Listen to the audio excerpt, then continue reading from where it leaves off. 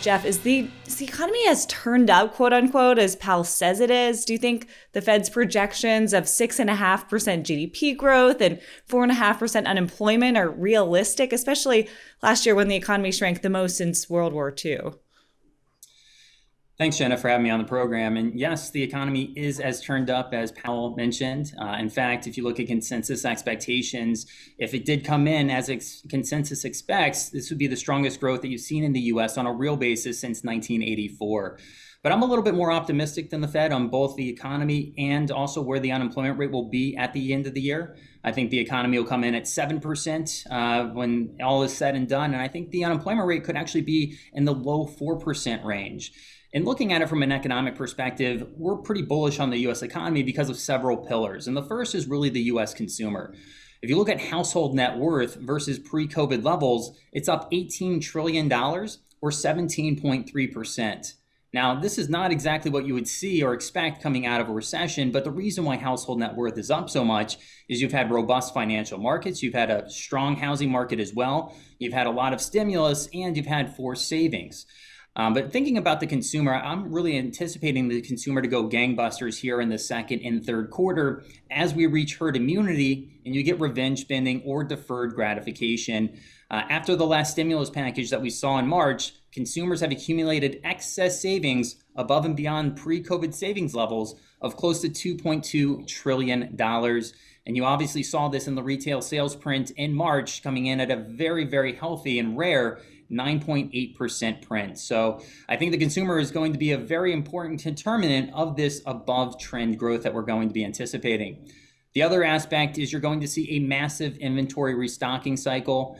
Inventories have continued to go down, and as of today, inventory levels are levels last seen since 2012, and this is despite a very dramatic effort to do restocking. And talking about that stimulus package, I think you're going to see continued pressure on the inventory levels, and when you have massive inventory restocking cycles, that usually is a very nice tailwind to economic growth. And maybe more importantly, it's going to unleash some business spending and potentially an industrial capex cycle as producers try to bring on spare capacity. But the last part of the equation is the labor markets. And you're going to see a very robust labor market recovery. Out of the 8.4 million jobs that were lost versus last February's peak in employment, 78% of them are in COVID-sensitive industries. And as you have a re-engagement with services, you're going to see very fast job creation. And you saw this in the March jobs report with a positive 916,000 job creation month. Out of those jobs, 73% of them were in COVID-sensitive industries. And it wouldn't be a surprise to me if you get maybe 1 or 2 million plus job creation months here as we move through the second quarter. So if you put all of these variables together, this is a very strong concoction for not only good economic growth, but an unemployment rate that's going to surprise to the downside. Given this strength that we're seeing, a lot of people are now wondering, what does it mean for inflation? The Fed's calling for a transitory rise in inflation above the key 2% level this year. Jeff, do you think a rise in inflation will truly be temporary, or could it continue into 2022 and beyond? I think it's going to be temporary. I think the Fed has this right in the fact that it is indeed transitory because of a lot of the things that Matt had mentioned. Obviously, we're lapping the year-over-year prints that we saw as the economy shut down, so that's naturally going to increase inflation. You have a tsunami of demand for the services side of the economy, but you just don't have the supply as most of these companies have cut to the bone in order to survive. And as Matt had mentioned, the global supply chain bottlenecks. But as you get to next year, those bottlenecks will start to go away as a lot of both developed and emerging economies reach herd immunity, but also the year-over-year prints are going to be a lot more difficult when you have high inflation this year. But I think maybe the key determinant on why I'm not optimistic on inflation reaching higher levels in 2022 and 2023 is the fact that you're going to have labor market slack. And we did some analysis and we looked at both high inflationary regimes and low inflationary regimes going back for the last 65 years. And typically at the beginning of an economic expansion, you see disinflationary forces for the first 3 to 4 years of that cycle. And the key reason why you see disinflationary forces is you have an abundance of labor slack. So I don't think we're going to see much higher inflation until we can close the output gap for employment. So to do a quick exercise to see how quickly we can close the output gap of inflation, i.e. where is the US economy supposed to be with their employment numbers, You can go back to February of 2020, and peak employment was 152.5 million jobs. Assuming, again, that we never went into a recession, trend job creation was about 2 million per year. So that would have meant that we would have had to create 2 million jobs in 2020, 2 million jobs in 2021. So by February of 2022, the US economy theoretically should have 156.5 million jobs, essentially closing the output gap for employment. So today we have 144 million. So the difference is a little bit over 12 million. So in order to close that, we would have to create 1 million jobs per month over the next year. Now, I certainly think that we could get 1 or 2 million job creation months over the second and third quarter as we reopen the economy. To have that over a 12-month period is very, very unlikely.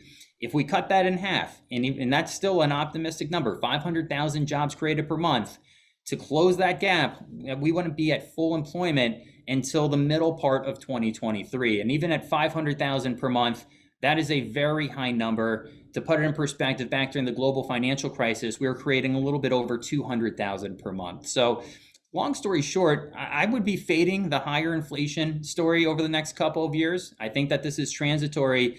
And until we can close the gap that we see in the labor markets, you're not going to see materially higher inflation, which in my opinion is probably going to be 2023 or maybe even 2024 at this point.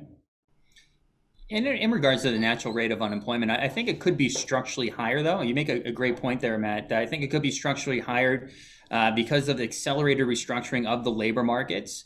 You know, if you think about the shifts that happened during the recession, you saw the most prominent being the move from offline retailing to online retailing.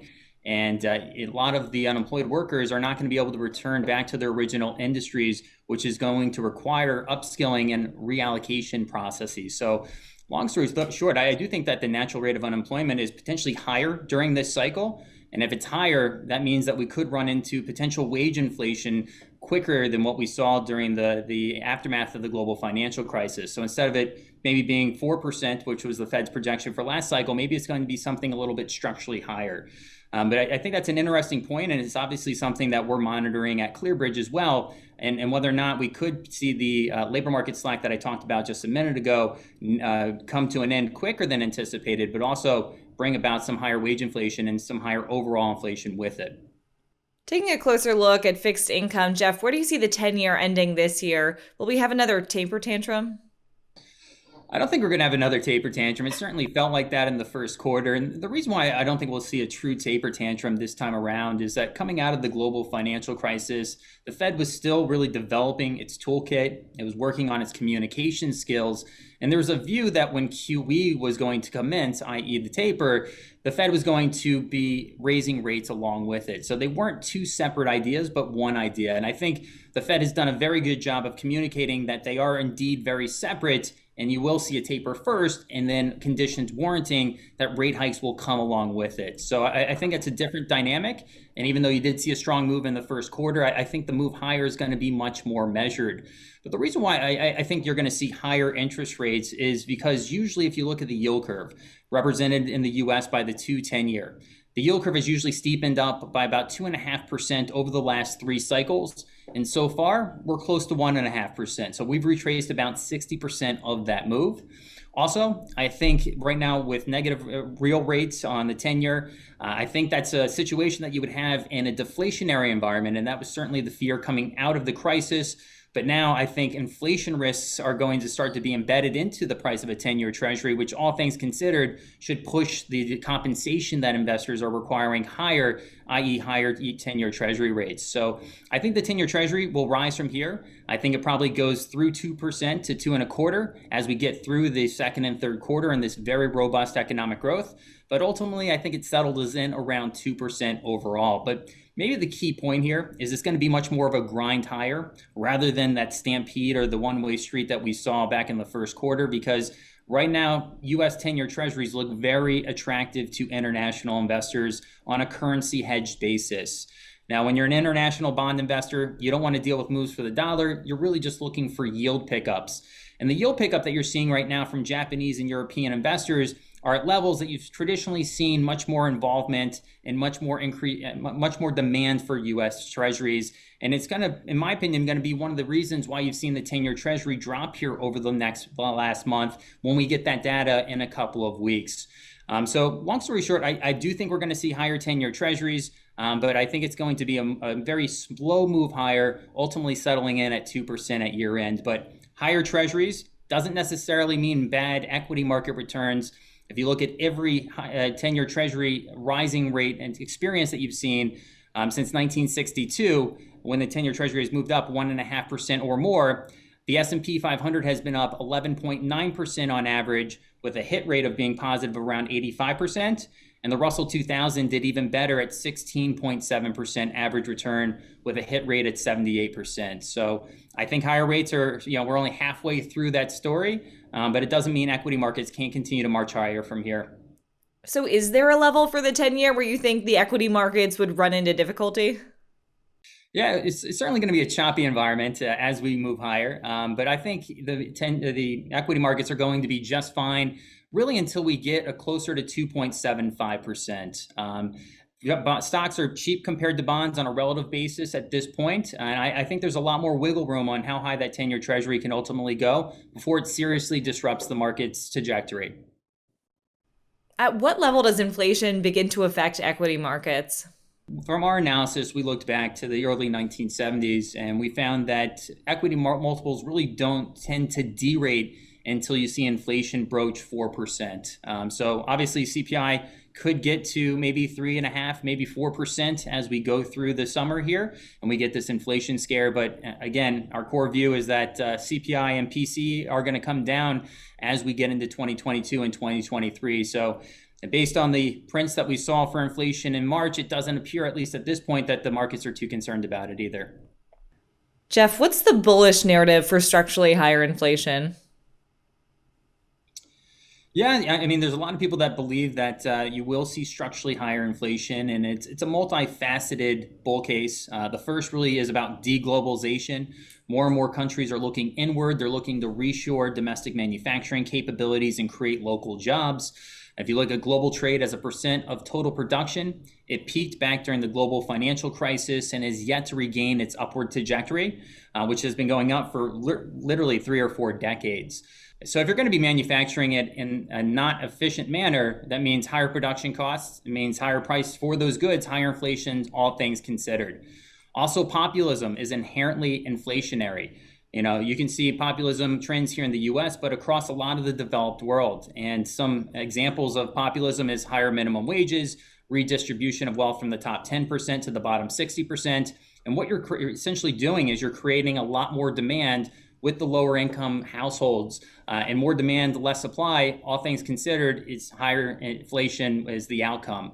Also, one of the key reasons why you saw the high inflationary 70s was Lyndon B. Johnson's and populism war on poverty. So populism is really the second aspect of that narrative. And the third is the global labor supply glut that you've seen over the past 3 decades is coming to an end.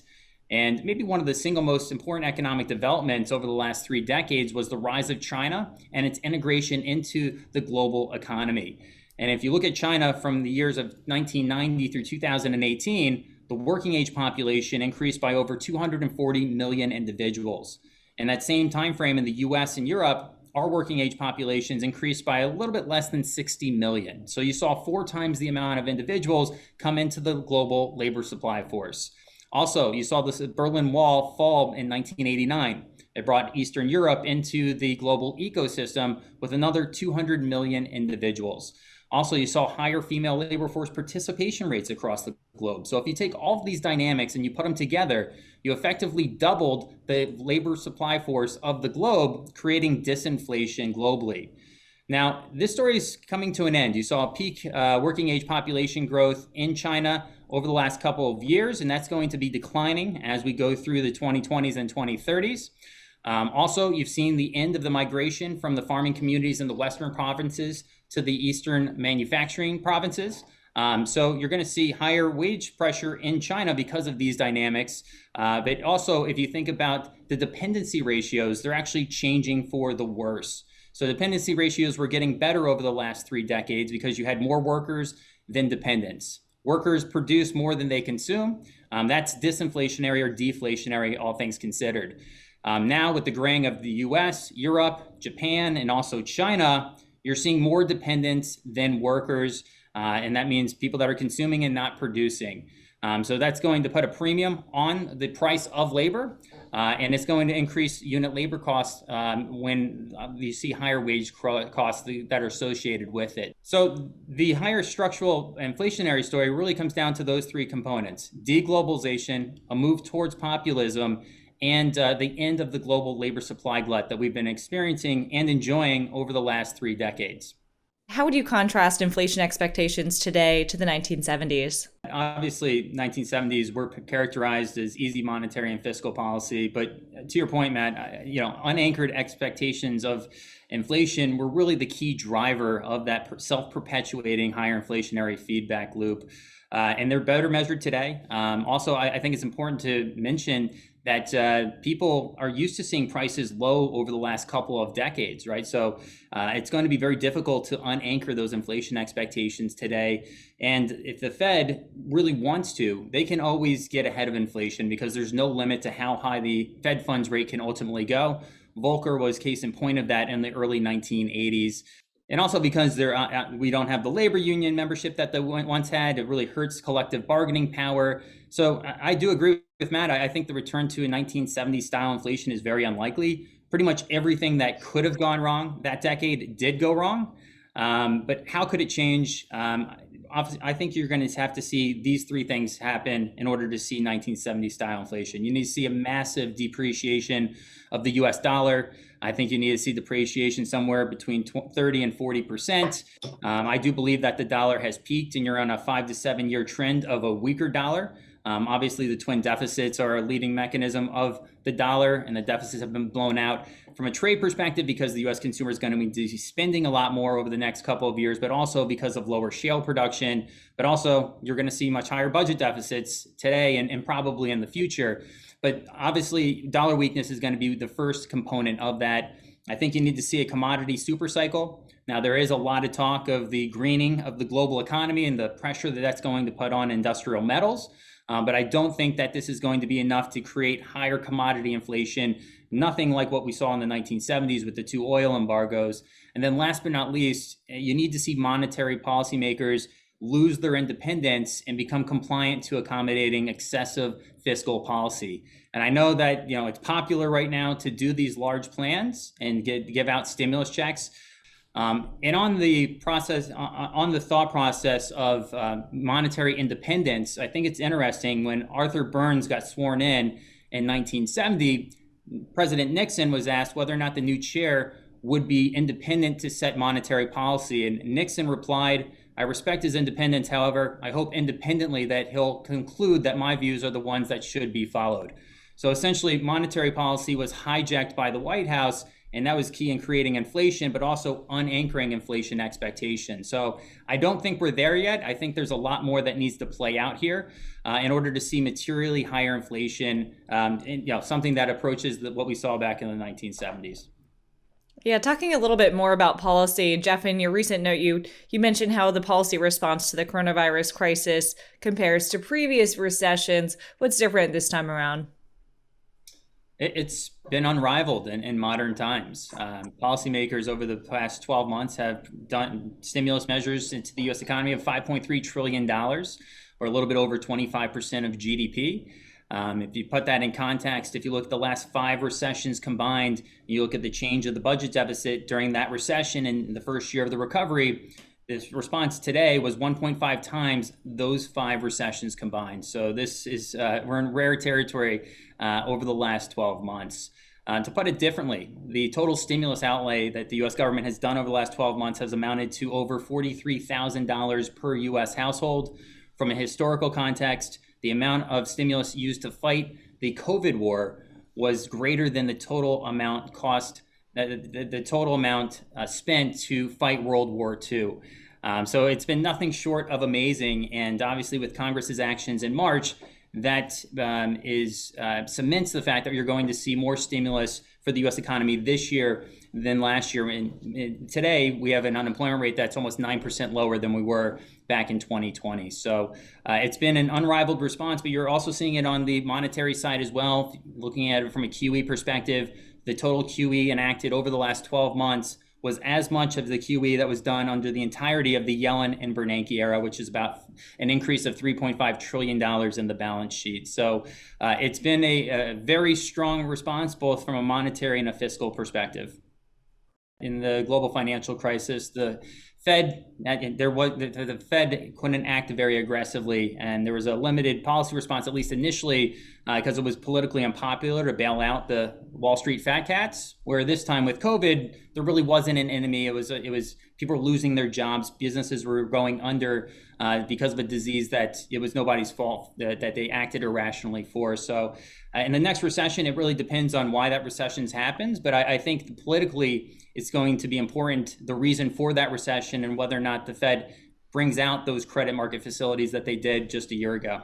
Let's hope that we get the inflation that the Fed's looking to create, and they can get off the lower bound to a level that could provide enough rate cutting to give a boost to the U.S. economy. But traditionally, before the global financial crisis, the Fed has usually had to cut the Fed funds rate by about 5% in order to give the liquidity needed to the economy to get out of the recession. So to your point, Matt, I think we're not going to have that much ammunition, and potentially those credit facilities are going to be an important fallback option for them to give the liquidity to financial markets and get us out of the next recession potentially. Mm-hmm. Yeah, and we've heard Powell talk a lot about this broad and inclusive mandate. Now, moving on as we wrap up this panel discussion, and looking a little bit further out, Jeff, what are your views on inflation over the next 5 years and beyond? Yeah, so if you look at what the market's pricing right now, I think it's a very rational outcome over the next 5 years. So from 2026 to 2031, the market is pricing in an overshoot of inflation and looking at the break-evens market to 2.5%. That makes sense. The Fed is purposely being behind the curve right now. They're going to wait to actually see the data materialize before they start to rate hike. They do rate hikes, which means they're guaranteeing an overshoot. So I think that's a very rational pricing, but also looking at the next 5 years, which is 2026 through 2031, the market does believe that the Fed will act aggressively if inflation gets out of control and step into financial markets and raise rates. And they're pricing in inflation for those following 5 years at 2%. Now, I think that the market has this right. Again, I think you're going to see an inflation overshoot here because the Fed will be behind the curve here. But I think looking out a little bit further, I think there is a little bit of complacency there. I could see inflation being a little bit higher because of those structural drivers. But again, because of everything that we've talked about, well-anchored inflation expectations, the fact that there's no limit to how high the Fed funds rate can go. You have price transparency, i.e. the Amazon effect. Consumers and businesses have never had an easier time price comparison different products, and that makes it very difficult for price increases to stick. You also have labor substitution, since wages are the biggest part of a company's cost structure. If wages start to move higher materially, companies can substitute labor for machinery and potentially robotics as well. And then also, Matt had mentioned this earlier, with core PCE, 40% of that index is cyclical, which means to have an overshoot, those cyclical components are really going to have to overshoot highly to the upside. So ultimately, I think the markets have it right. But more importantly, it doesn't really matter what happens in the back half of this decade, because the markets only look forward about 6 months to 12 months at the very longest, which means that the markets are really going to be looking at this temporary inflationary scare and potentially what's going to happen into 2022. But regardless, reflation needs to happen before inflation, and reflation is good for risk assets.